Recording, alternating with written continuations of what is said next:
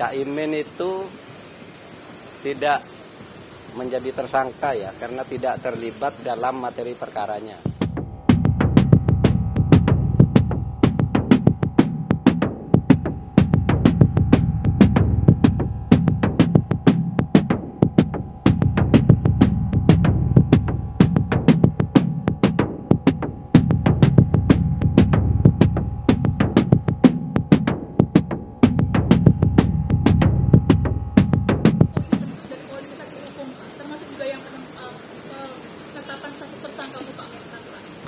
Itu ada informasi gitu ya?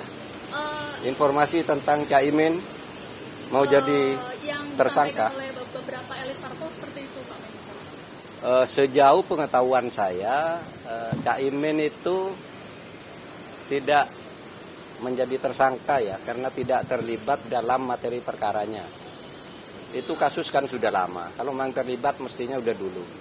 Sepengetahuan saya dan hasil nguping saya juga ke KPK, teman-teman, itu ya Cak Imin selama ini hanya menjadi saksi. Dan menurut logika saya, kayaknya sih tidak mungkin jadi tersangka. Itu satu. Tetapi itu KPK ya punya urusan sendiri, saya tidak boleh ikut campur juga. Karena apa? KPK itu adalah lembaga di rumpun eksekutif tetapi bukan bagian dari kabinet, ya. KPK itu bukan lembaga legislatif, bukan lembaga yudikatif, tapi dia ada di rumpun eksekutif. Cuma bukan bagian dari kabinet. Dia seperti Komnas HAM,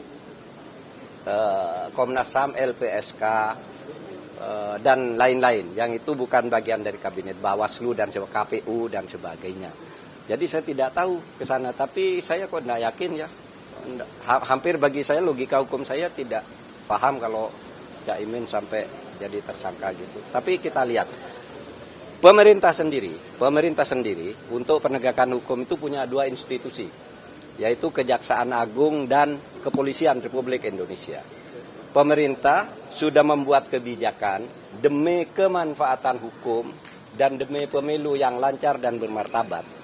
Kasus-kasus korupsi yang diduga melibatkan pelaku politik atau aktivis politik yang akan menjadi calon kontestasi di pemilu itu ditunda dulu.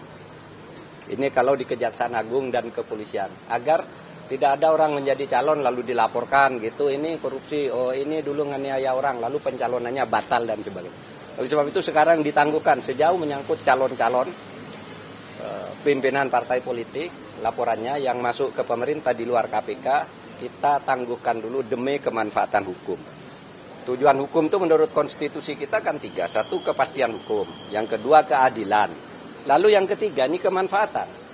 Adil atau pasti kalau tidak memberi manfaat. Misalnya membuat negara guncang, pemilu dan sebagainya, itu tidak bagus. Oleh sebab itu kita menunda demi kemanfaatan. Tapi kan KPK punya kebijakan sendiri, Pak. Nah itulah sebabnya karena KPK punya kebijakan sendiri, saya tidak bisa ikut campur, tidak bisa ikut menghimbau. Tapi logika hukum saya mengatakan kayaknya enggak lah kalau Cak Imin menjadi tersangka dalam kasus yang sekarang tersangkanya sudah ada 3 katanya. Masa lalu ada tersangka baru susulan. Mestinya kalau pimpinan tertinggi itu kan tersangka duluan kalau ini ya, dalam logika itu. Mungkin tadi kan ngobrol-ngobrol ada dengan Yang Mulia ada ngobrolin kapan perkara usia capres.